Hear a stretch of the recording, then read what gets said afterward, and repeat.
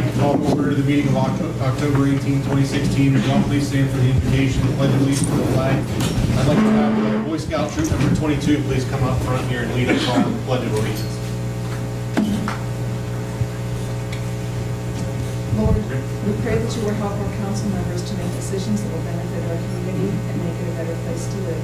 Give them courage and faith to carry on their duties. In your name we pray. Amen. Go ahead, guys. Please join us in the Pledge of Allegiance. Scott Stewart. Pledge Allegiance to the flag of the United States of America and to the republic for which it stands, one nation, under God, indivisible, with liberty and justice for all. Thank you very much.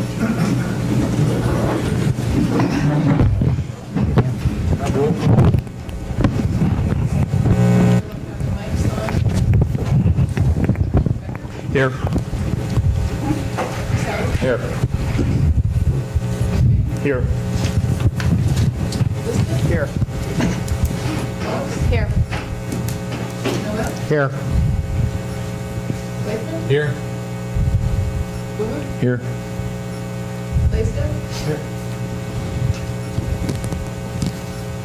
You all received the meeting minutes for October 4th. Any comments or questions on those? If not, they'll stand as presented. We received Planning Commission meeting, special meeting minutes for September 27th and October 1st, as well as Planning Commission meeting minutes for October 11th. Any comments on those?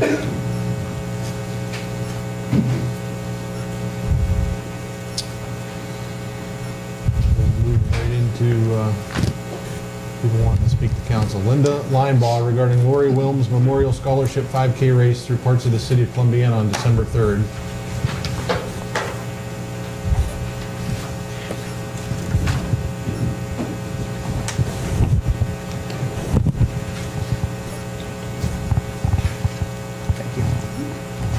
Hello.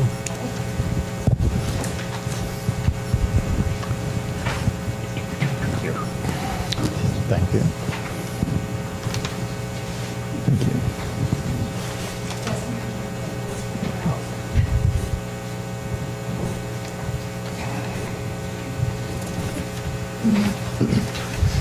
This is the third year doing this, and I'm still just as nervous as I was the first year. Last year, we were able to raise about $2,000 for the Lori Wilms Memorial Scholarship 5K, which was donated to JLC Preschool for scholarships for students in need.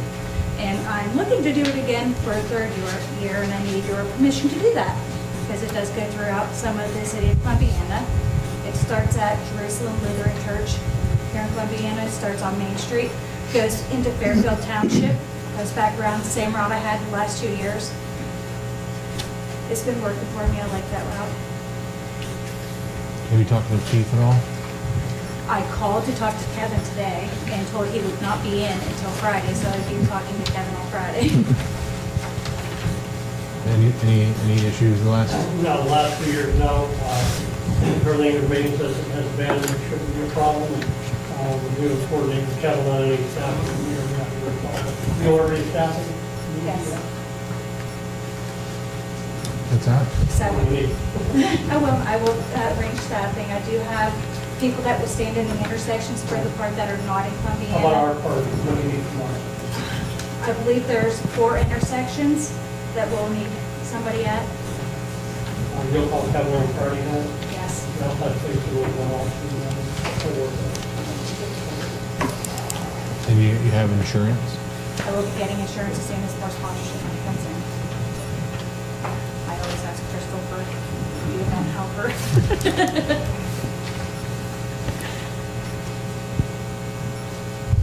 Any questions? I'll move that we approve it as requested pending the working things out with the police department. I'll second that motion.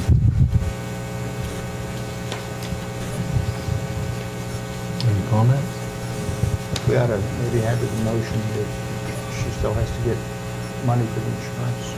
Yeah, well, yeah, also that I would include that you have to provide, Would you like me to Evidence of write insurance. proof of insurance again this year? Yes. Because I did provide proof of insurance on every year.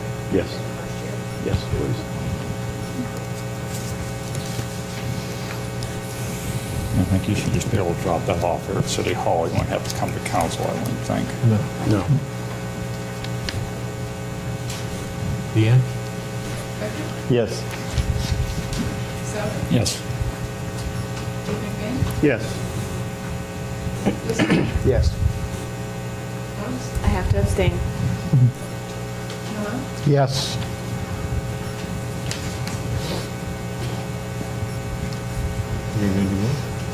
Thank you. Thank you. Thank you. Gets easier every year, doesn't it? It's just so formal seeing in front of everybody who's looking at you. Thank you. Next up, we have representatives from Efficiency Smart to discuss the Efficiency Smart program.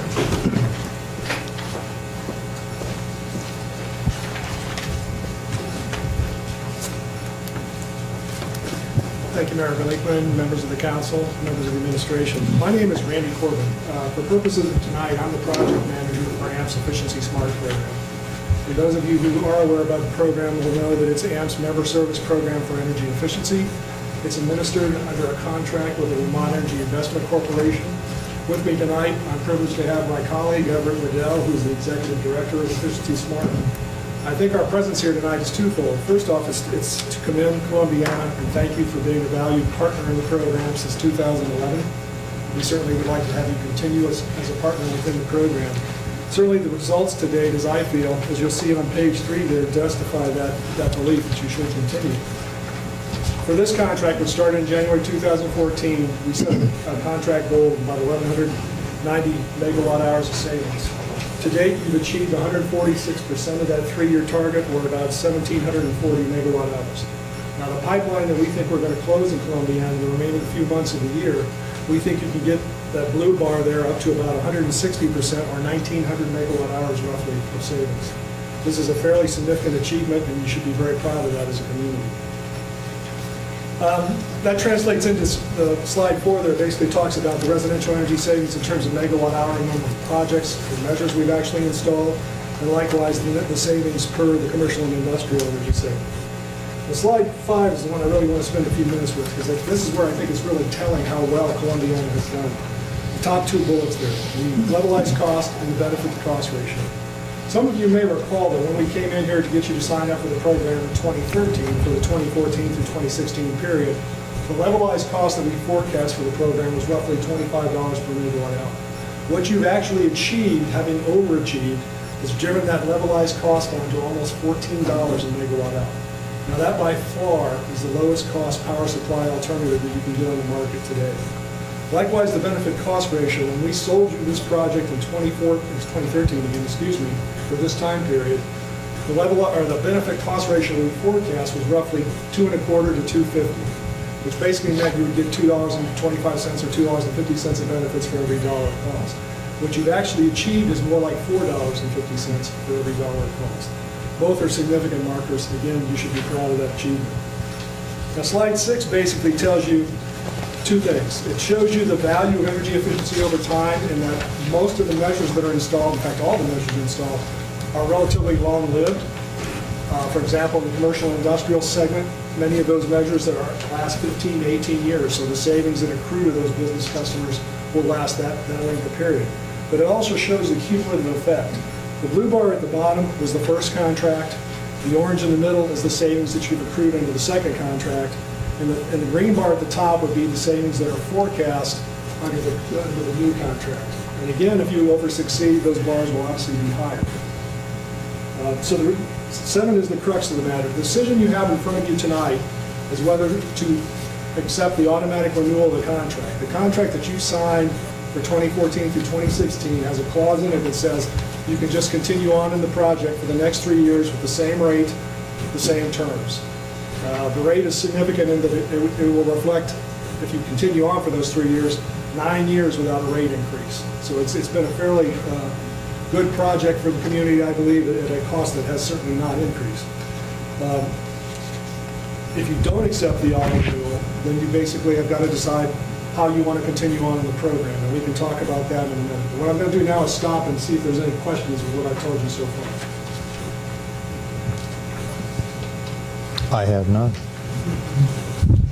raise your hand. Well, I think I got two of them, but You could be like me, I'm Irish, I speak all the time. no, actually, you guys have done a nice job with us since 13. Well, thank you. Any questions from this side? I'm just trying to quickly do the math on this, but it says customer electric bill savings over 1.9 million. Yes. Is that annually? That's over the life of the measures. So It's up to, how many years are we measuring? Well, the average, it works out to an average of about 12 years. That's because the measures that are installed on the residential side don't last as long as those on the business side. But for residences, it's usually somewhere between 5 and 8 years the measures last.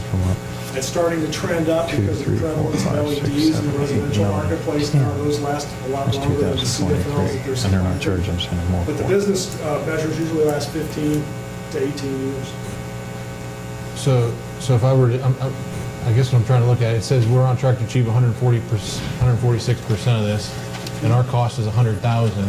Right. And it says that the cost benefit is 4.6 times, right? So that'd be like 400 and some thousand a year. Right, the present value of the benefits today, if you took the average 12 years and you took the benefits moving forward, is about 1.275 million. Okay, and if you divide that by the cost, which is for the 3 years would be 315, you should get like 4.5 to 1, if I'm doing my math in my head correctly.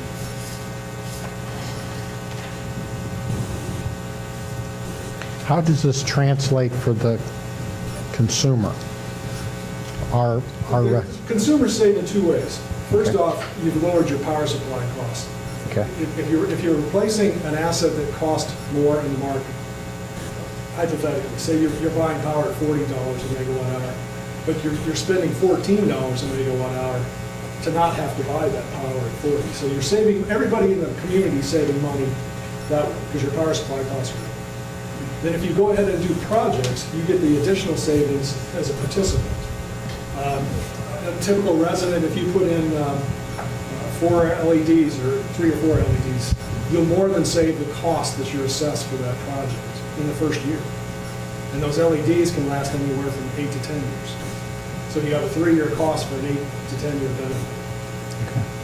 A business saves in many ways. In fact, what we're seeing now with a lot of businesses, and Lance can speak to this as well, but in many communities, this is becoming the primary business retention tool. It's very hard for communities to actually enact an economic development measure that cuts operating costs for a business. Most of which you can give them is a financial incentive, tax abatement or something like that. So that may improve their bottom line financially, but it doesn't cut their operating costs. This can cut their operating costs. So if you're in an environment where, for whatever reason, your rates are trending up, say market prices are going up, or you buying into a project, it's costing you more money in the short run. This offers businesses a way to maintain their current bills, because we all know it's rates times usage equals your bill. If your rate's going up, you can cut their usage using energy efficiency and lower or maintain their bills. It impacts their operating costs. And that doubles their pleasure, so to speak. Not only is their power supply costs going down, but they're lowering their usage.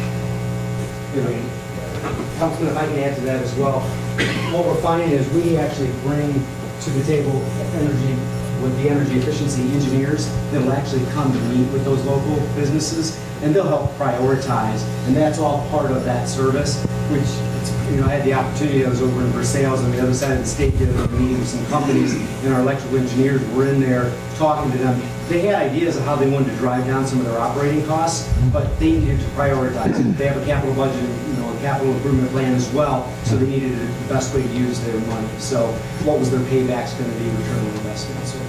So that is a key part of it, I think, that's very beneficial to the local communities by having those consultants come in as part of the program. thank you. Thank you. You know what percentage of the businesses in Columbiana have taken advantage of this so far? Percentage. We can kind of, Now, I'm just wondering, how many are left? well, what's interesting about that, it's actually a very good question, Mayor. There's actually a curve that we call, for lack of a better term, the involvement curve with businesses.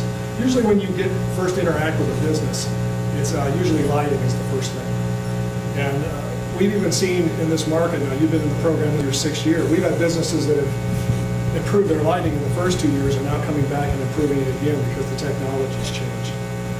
6 years ago, it was all everybody going from what they call T12s and T8s, just different versions of that particular form of lighting. Now everybody wants to do LEDs. But once you get past the lighting, then you start getting into the process improvements, compressed air, motors, HVAC, and then actually into the example I like to use is we seemingly are doing a lot of projects now with plastics company, their injection molding. So even if your businesses have interacted with us, about 30% of the business we get every year in this community is return customers. So they're coming back to do projects up that curve. We did lighting, they did compressed air, now we're doing motors, now we're doing HVAC. So they're still coming back. We're very, very enthused about that. We did a study a few years back that specifically addressed your question. What you're asking is what's the potential for continuation? And what we determined at that time was that at the rate we were charging for the project and the involvement that we had at that particular level, we still had enough projects to go well out into the 2025 range without changing the current form of the program. And that's another point. We could always evolve the program. We're starting to do that. We're looking at new types of initiatives. One of the ones I'm probably going to bring back to the community in the future is we're looking at electric heating in the winter. We're trying to find ways to do cold weather heat pumps, provide incentives for that. Many of our members have a significant proportion of electric heating, and they're getting a lot of high bill complaints in the winter from the old electric resistance heating in the 70s and 80s. So we're trying to come up with new technology to evolve ourselves. What is the average cost for on the residential side? You know what this is costing per kilowatt hour? Well, if you look at it, it's about 40 a megawatt hour. If you pass that straight through to the residential customer, that works out to be 0.0014 per kilowatt hour. For a typical residential customer, if you use about 1,100 kilowatt hours a month, that works out to be $1.20, $1.30. So $12, $15 a year. And you, as I noted earlier, you more than save that if you put in a couple of LEDs. It's pretty. And we've had the free giveaways every year. The last couple of years? Yeah, and this program, they're going to have, probably going to team up with Ace Hardware for, have everybody go there and get a discounted rate on them. That's one of the new, the evolution part of the program. What we found out originally, we used coupons. And coupons were very expensive for the amount of people that actually used the coupons. They were problematic for the vendor as well as stores because they didn't want to handle them. They didn't want to change the point of sale terminals for a 3-month sale. So what we've evolved to now is what we call a lighting markdown. So we engage with the local, in this case, the hardware store, and we're buying down the cost of the LEDs at the manufacturer. So then the people can go in, and the vendor can sell it for, I think it's $1 a bulb for LEDs, which is a tremendous savings to the customer. And the vendor doesn't have to change his point of sale terminal. He gets to keep a certain amount of profit. He's happy because we're driving business to his store. They're buying other things while they're there. It's worked out very well for us. I think we've done very well here in Columbiana, but certainly in all communities. So I see on the previous slide, residential products installed 4,287. Is that including light bulbs, or is that, the new heaters, I'm sorry, go ahead. That's just other. It would include everything that we paid an incentive for. So yes, it would include light bulbs, it would include incentives we paid on efficient appliances, it would include incentives we paid on appliance recycling, it would include lighting markdown that we paid to buy down the cost of the product. Yeah. Do you have a breakdown of that by any chance? Sure, I don't have it with me. We can supply it to Lance. Thank you.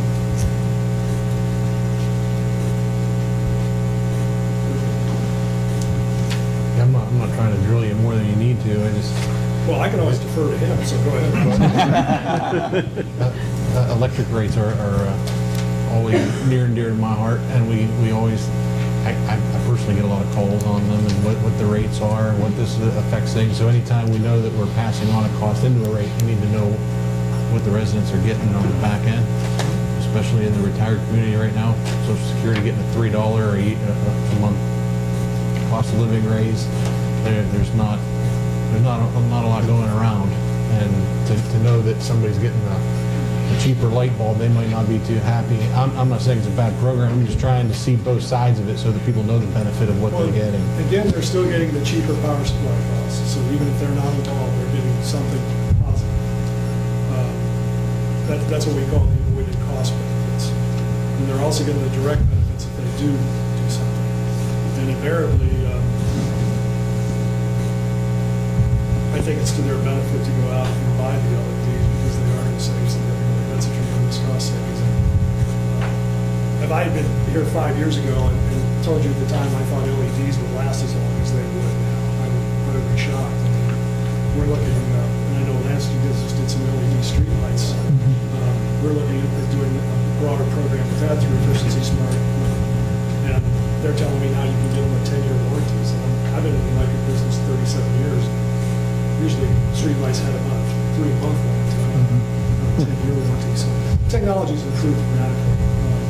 And I understand where you're coming from. We're very concerned about that. We're looking at additional initiatives. We try to emphasize senior centers. We try to emphasize partnering with some community centers in some communities. We're continually trying to find ways to do some upfront financing for those types of entities as well. It's in our minds. And they will reach out to the nonprofits that you mentioned. I already talked to them in the last meeting. Yes, please do. If you've got some contact information. Yeah, so Tom Coyle will reach out to them. We've been partnering with Meals on Wheels and senior organizations to distribute lighting products, but we're also looking at several communities now, community centers and senior living centers, to try and partner with them as well on projects. Not only direct install, but trying to, like I said, find additional financing for them to do some bigger projects. So we'd be happy to talk. Thank you. I don't have any other questions. All right. We'll get you that information on the measures. Thank you. And again, if you decide that you want to debate the program in front of council, then we'll be happy to come back and do that. But you do have the automatic renewal option if you decide to vote that as well.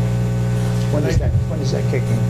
The automatic renewal would kick in at the end of this year. And I would, if you want to continue in the program, I would encourage you to, whether you take the automatic renewal or you decide to debate it again, I try to get it done before the end of the year, because a break in a customer service program is a tough thing to overcome. Because you get dissatisfied customers, then you're going to start rebuilding the trust. So that's a tough thing. So thank you again for your time. Thank you. Thank you.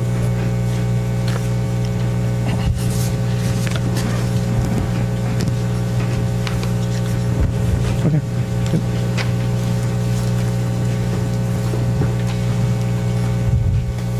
Is there anyone else wanting to address council this evening?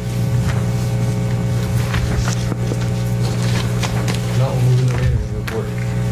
Okay.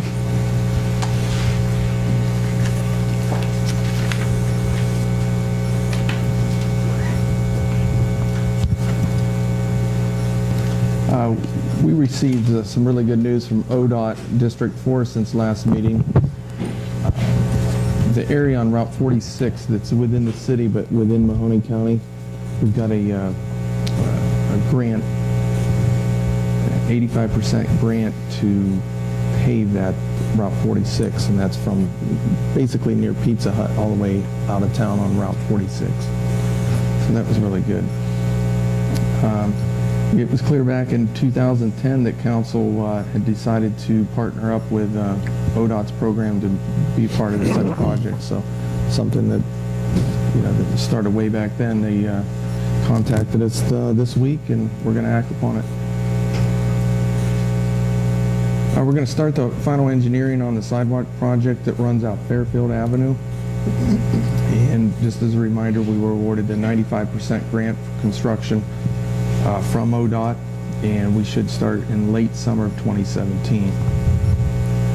I did put emergency legislation on the agenda to apply for OPWC grant, and we'll hopefully get some assistance from them for the new waste or the new water plant.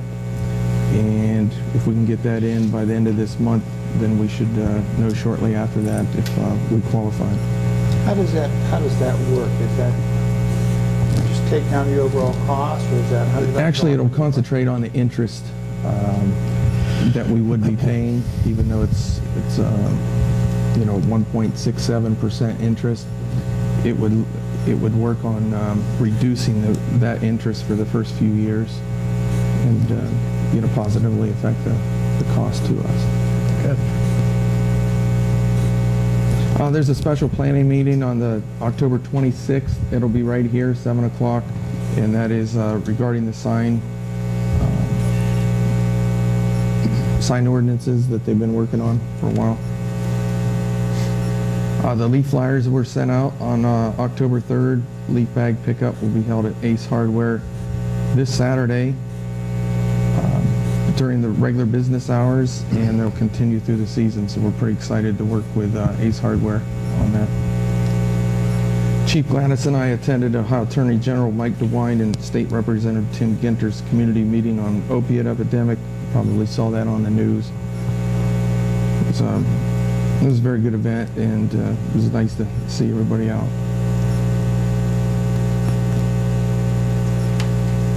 Put some emergency legislation on the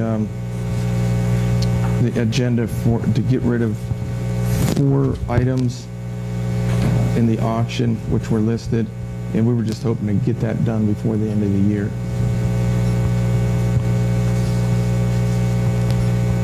Chief Garrity and I are going to be meeting next few weeks on the fire station, so we can get a grip on what we're going to do moving forward.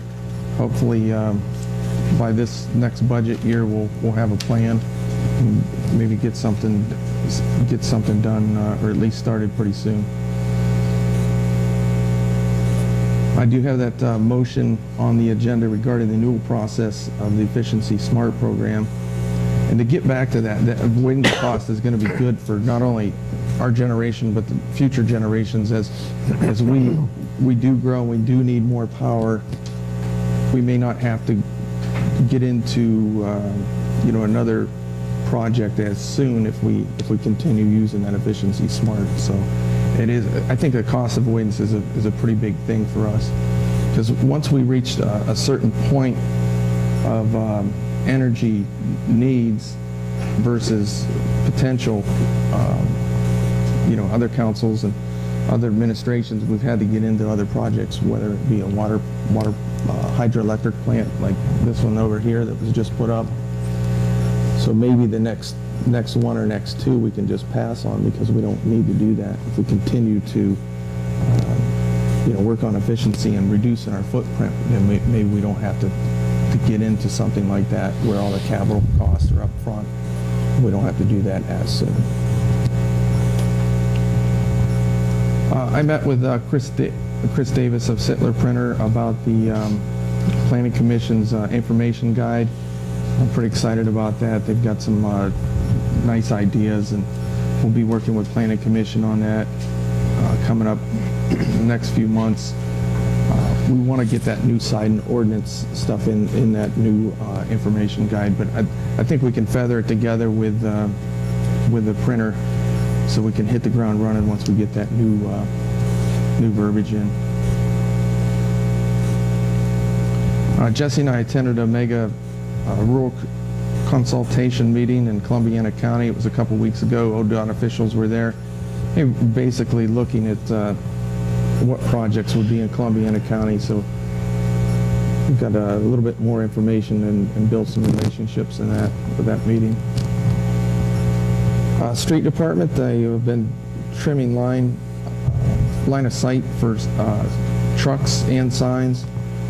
They rebuilt some catch basins, and they're paving a couple trouble spots. Wastewater Department, they've been working on a glitch at a VFD, this variable frequency drive out there they're working on.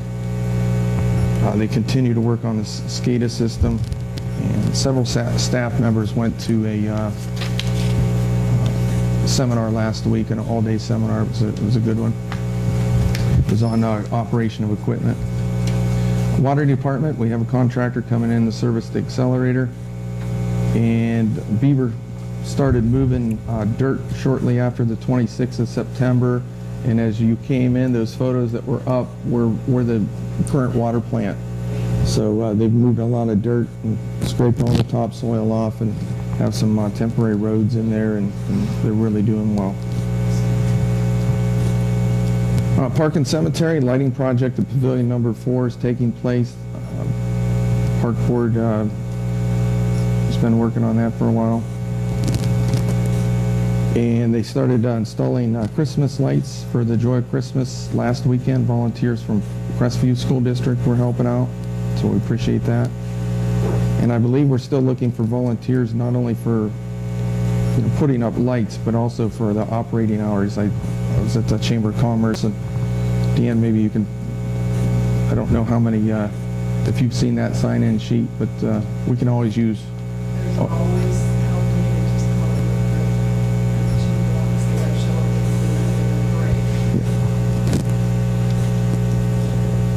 and The Park and Cemetery crew been cleaning up behind the park shop. Electric department, we received 58 locates. That's where we have to go out and locate the where our utilities are. We had to do that for water, sewer, and electric. But a lot of that was due to the State Route 14 water line. The Suzanne is on site. They're, I believe they're starting down near County Line Road, and they've been out there for the last week or so. Actually, Doug attended a water line construction meeting out there, and Doug and I attended a meeting about fiber optics. I did want to mention that City of Columbiana was mentioned in the paper over the weekend a couple times about our ordinances on chickens. So That was a big day. it was a big day. It was a big day. So we did get a few inquiries that we do have some chickens out there. So I'm going to be reaching out to those individuals and kind of notifying them that they're not allowed to have them. So unless council objects, I'm going to be working on that, try to work with those people as well as I can. I'll be doing that next couple of weeks. Lance, I wanted to go back. The sidewalk project on Fairfield Avenue. Yeah. Why do we have to wait till late Because summer? it's the fiscal year 2018 for ODOT starts July 1st. So that's when we're really working on it. So we have to go through, much like the 7 and 14 project, we have to do environmental, the engineering for it. There shouldn't be any right-of-way acquisition like there is out there at 7 and 14, so we should be good there.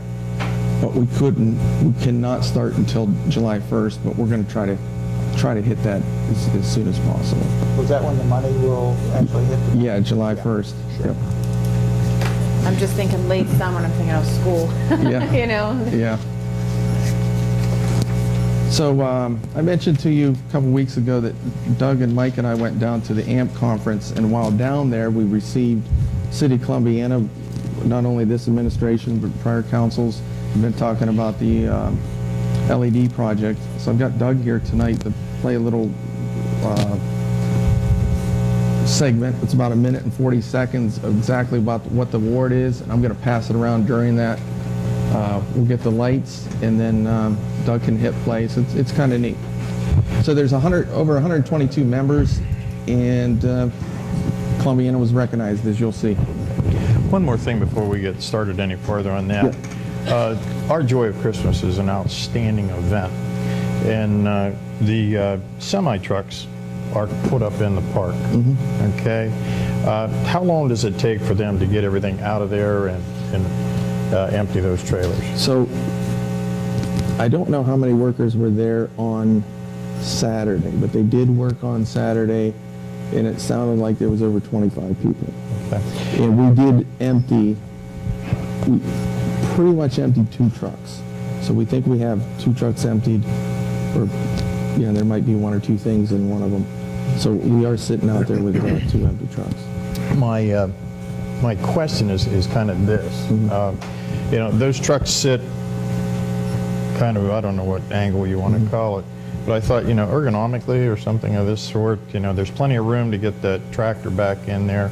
Maybe we can move those up against the high bank. Okay. And put them in like that. And that way that doesn't obstruct any views.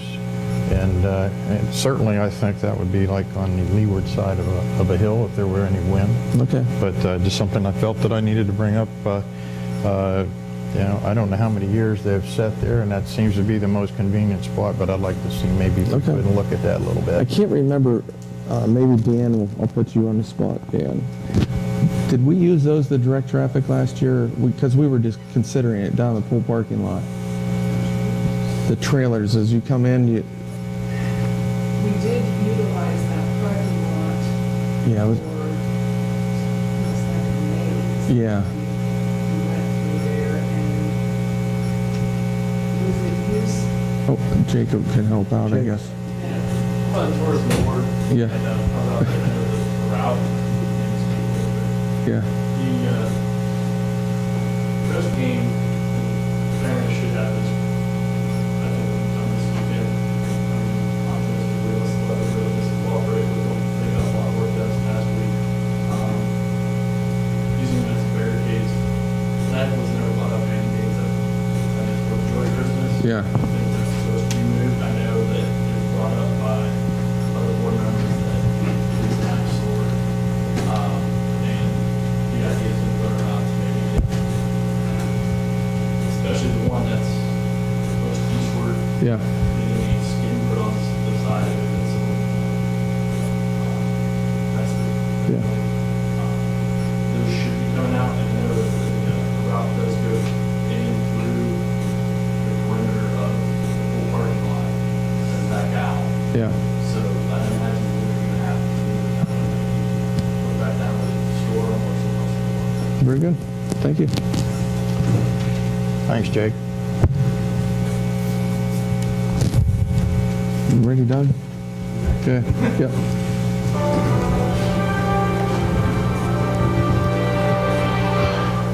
Welcome to the 2016 American Municipal Power Annual Awards Program, recognizing excellence in utility management and operations.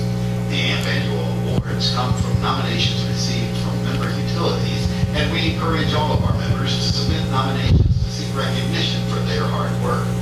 The nominations are reviewed by the nominating committee of the AMP Board of Trustees, and the recipients are then approved by the board based on committee recommendations.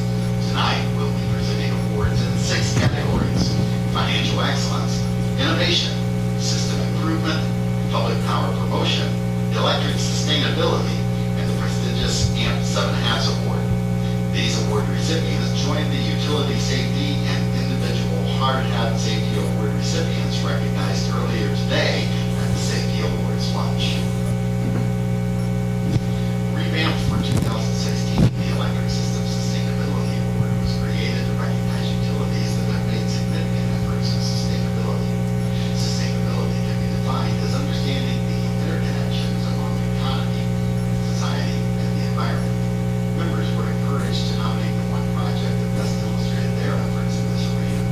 This year's honorees are the City of Columbiana Electric Department for the LED streetlight upgrade project. The project involved the replacement of all of the sodium vapor streetlights with LED fixtures throughout the city. In total, more than 600 fixtures were replaced. The effort will reduce energy usage and provide better, safer, and more reliable street lighting. Thanks, Doug. We didn't figure you'd want to watch the whole hour and a half award presentation. So. But Doug reached out there to AMP, and they were able to get us that little video, so I thought that was pretty cool. But again, we're trying to reduce that footprint, so that was, everybody up here played a part in getting that project going and off the ground, and been talking about it for years, and we're able to get it done this year.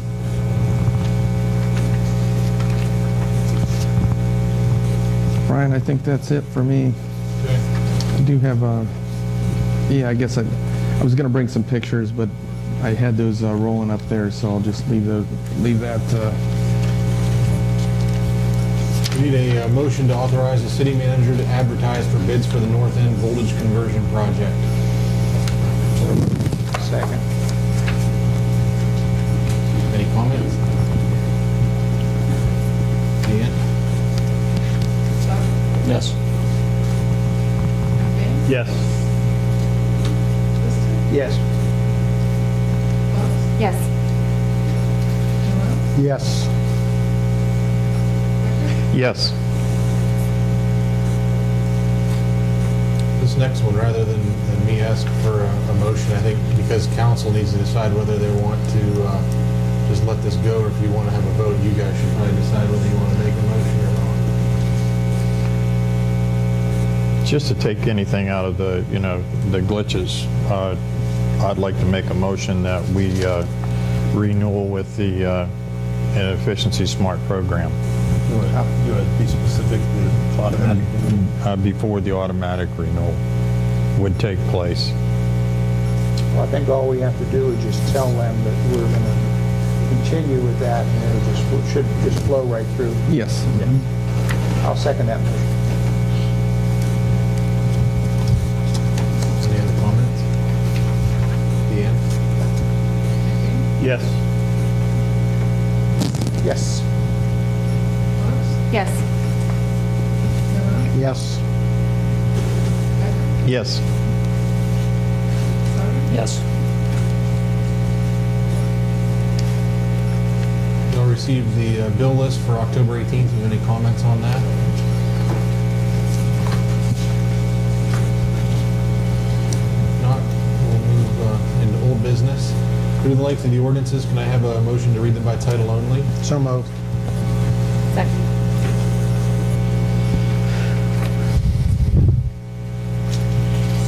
Yes. Bubs? Yes. Noel? Yes. Becker? Yes. Souter? Yes. Dan? Yes.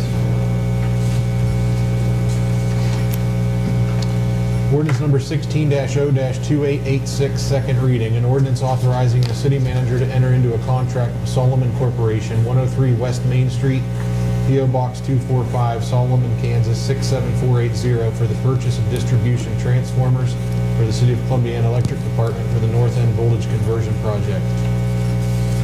So moved. Second. Any comments? Roll call. Bubs? Yes. Noel? Yes. Becker? Yes. Souter? Yes. Dan? Yes. Kristen? Yes. Can I have a motion to read A, B, and C under new business as an emergency? So moved. Second. Yeah. Noel? Yes. Becker? Yes. Souter? Yes. Dan? Yes. Kristen? Yes. Bubs? Yes. Ordinance number 16-0-2887, emergency. An emergency ordinance authorizing the sale or recycling of personal property which is no longer needed for municipal purposes. So moved. Second. Any comment? Deanne? Yes. Souter? Yes. Dan? Yes. Kristen? Yes. Bubs? Yes. Noel? Yes. Resolution number 16-R-498, emergency. An emergency resolution authorizing the city manager to prepare and submit an application to participate in the Ohio Public Works Commission state capital improvement and/or local transportation improvement programs and to execute contracts as required. So moved. Second. Any comments? Deanne? Souter? Yes. Dan? Yes. Kristen? Yes. Bubs? Yes. Noel? Yes. Becker? Yes. Resolution number 16-R-499, emergency. An emergency resolution authorizing the city manager of the city of Columbiana to enter into an LPA federal local let project agreement with the State of Ohio Department of Transportation, PID 88888. So move. Second. Comments? Got a brief explanation of that. Yeah, that's the grant that, was it Route 46? Yes. So we need to enter a contract with them saying that we'll pay 15%. Currently, it's about $10,000. And it sounds like I think they're gonna go out to bid in December. Now, is that that chip and seal type material that No, you're going to no, use, or we're going back to the original? Yeah, this is a blacktop Okay. asphalt right on 46. It's really similar to the project that we did in 164 in 2013, where we started at like Rite Aid and went all the way past the golf course out of town. And it's a really good deal for us. Any other comments? Deanne? Yes. Yes. Yes. Yes. Yes. Yes. Any council comments? I just wanted to get some clarification on signage. I know that this is a discussion that's going on, but I've had some people approaching me asking why their event signs were taking out of their yard for lampposts. And, I've been told that was because they're out of city limits. But I see, like, right now, we've got Greenford Christian Church, I Love My Church signs up all over. And they're still up, so I'm trying to get a clarification of why those signs are up versus the lamppost, because obviously Greenford Christian Church, as far as I know, is not within our city. And what's the difference between maybe like Window World signs and ADT signs being put in yards? These school sports signs like I have in my front yard. What's the clarification on the freedom of speech and how, if somebody has it up in their flower bed versus the right-of-way? I get the right-of-way is down by the street and the city has a little bit more leeway there, but if I'm being told that people have their signs getting taken out of their flower beds, well, I'm not quite sure that we have a good clarification of what we can or can't do, or what freedom of speech covers or doesn't cover. So looking for that clarification. I'd kind of like to piggyback a little bit on that. There's a lot of hard work that's being done on the signage, okay? And I don't know that there's any real clear avenue right now. And, there are people who have had signs, for different events for years and years and years and years. And I don't know how we can clarify that until we get this other situation taken care of, where, things are been researched, and the work that Dan has done, the work that the Planning Commission has done, in order to, ease the tension that may have arisen this last week or in weeks past. So, I don't know how we solve that, but I'm right there with you on it. I'm surprised that signs, excuse me, have been taken off of someone's personal property. I know that with election signs, you're allowed to put them on your property, but you're not allowed to put them into the city property. And even like out on the state highways, there's the state highway crews come through and collect them off of state highway all the time. So, I would think that would be the first guideline, is that if you want to put a sign up, it's got to be on your property, not on city property. Right. I tried to, mention that to people, but if they're claiming that they're being taken out of their flower beds because they were told it's someplace or an event that's outside of city limits, where's that clarification? And I'm not sure if that is being clarified with what Planning Commission is doing or not, because It is. We had probably an hour and a half discussion about it 2 weeks ago, and we'll be meeting about it again next week and a half from now.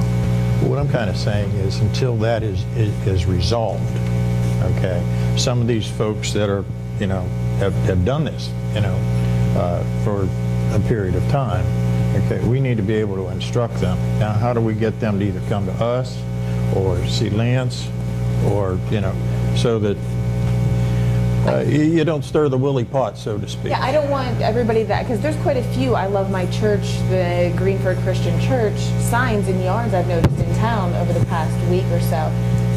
I don't want those signs to start disappearing and getting phone calls from them saying, no, wait a minute, why can't I put a sign of I love my church in the yard?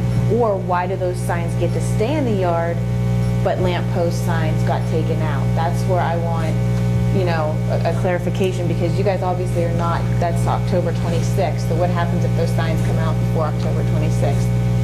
Well, Or somebody from Lamppost says, hey, how come mine was the taken out? discussion that we had and why those signs were pulled, we ended up correcting most of it that night, and it had already taken place. But the difference was that event was a special event. Correct, Dan? I mean, that was the word. And this council and past councils have passed sign ordinances for special events within city limits. And how many signs you could have, I think it was 8. Right. And there was way more than 8. And so the ordinance on the books for a special event within city limits, that's specifically why that took place.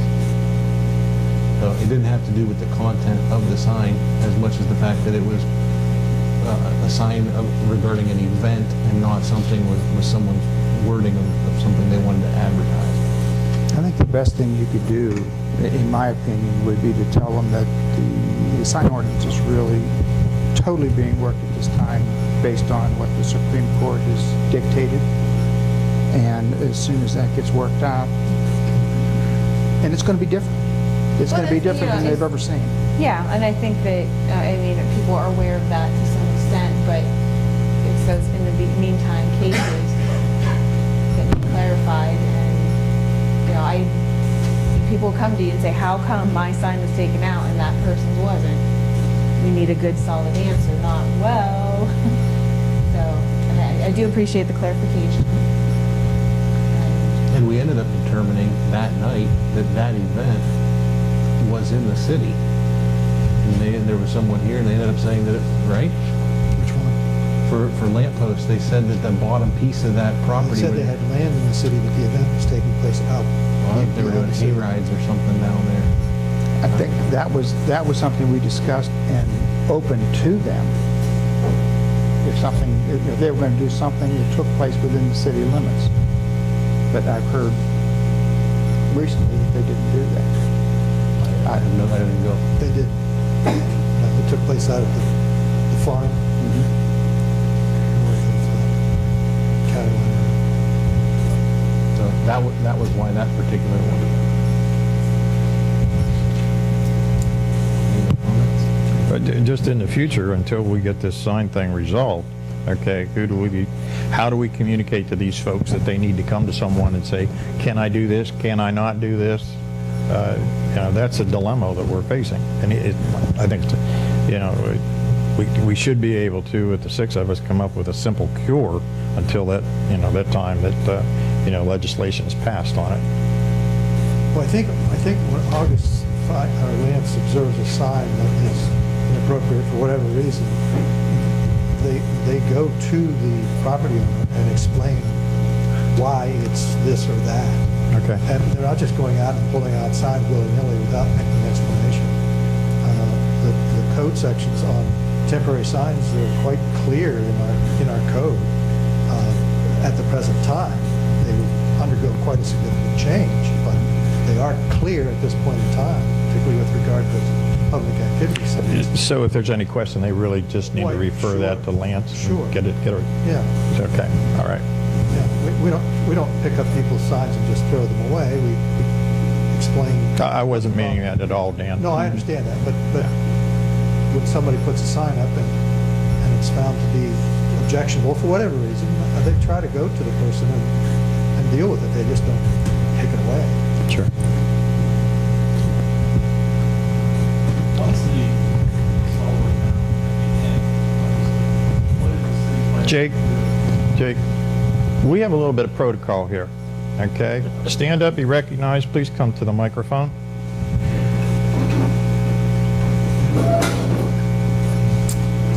My apologies, Councilman. Question is not putting me on the spot, it's simple as, when this is done, what is the city going to do to make sure it's as disseminated, it's as well known to the public as possible? Too often laws get passed and it's, what's your civil duty to go find out what the law was that was passed, understanding?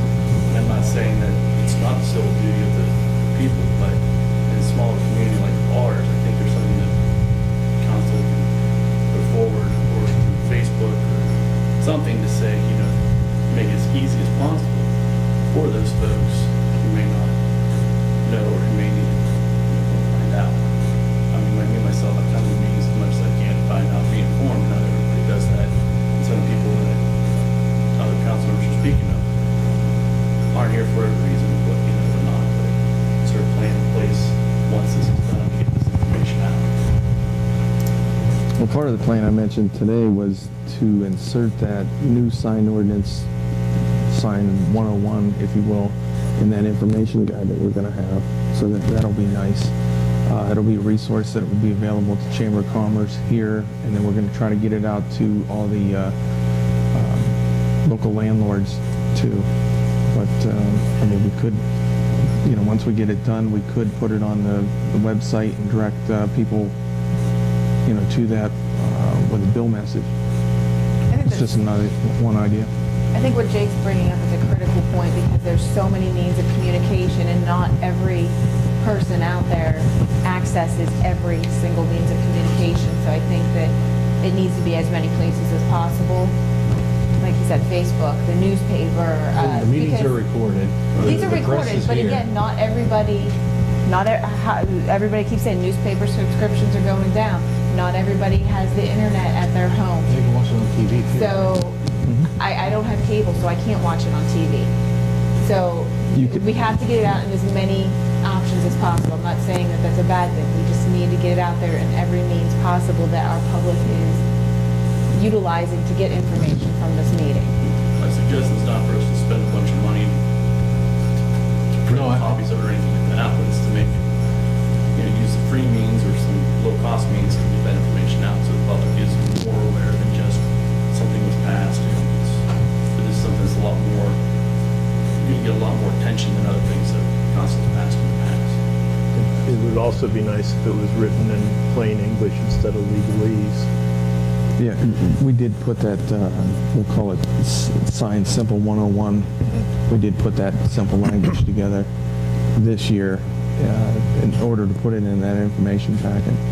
So anybody that can get on the internet, though, can go to YouTube and view the council meetings also. You know, you can do that. You don't have to have Yeah, but once that's passed, we'll be able to shortcut and put that right on. People can see it. That's what I was asking before it's done. Any other comments? If you didn't attend Safety Day, you missed a good one. Well organized. It's nice to see some of the extra things that our safety forces here in the town do. So kudos there, Chief, and to our EMTs, our fire department. They're top notch. Airbnb meeting this week was active. They're really going to start looking for some contributions and donations for purchasing of different things for the park or the commons area, lights, benches, pavers, things like that. So you're going to be seeing things like that come out, and they're going to be asking for some support to put that together. They're really working hard, and they need the city's help. Lance, earlier you mentioned the chicken legislation. I know I've been following that closely just because of my particular interest. As you go about telling people that they have to get rid of their chickens and I'm assuming other animals, can we have some feedback on how that goes and stuff so that we can actually look at this further in a different angle than we have. Sure.